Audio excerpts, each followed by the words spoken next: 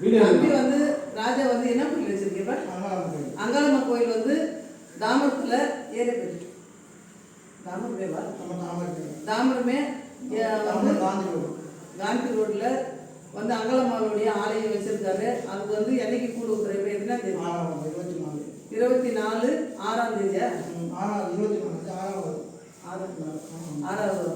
வந்து கூழ் ஊத்துறாரு. அதுக்காக அம்மாவுக்காக பட்டு புடவை தட்டு வரிசையோட சீர் கொண்டாந்துருக்காரு. இந்த ராஜகலையம்மனை தேடி வந்திருக்காரு. அந்த பிள்ளை என்னென்றைக்கும் 100 வருஷம் செல்வாக்க சீரும் சிறப்பமாகவும் பேரும் புகழமாகவும் சந்தோஷமாக அந்த பிள்ளை வாழணும், நல்லா இருக்கணும். அதுதான் என்னுடைய கோரிக்கை. வேறு ஒன்றும் நான் எதுவும் கேட்கலாம்.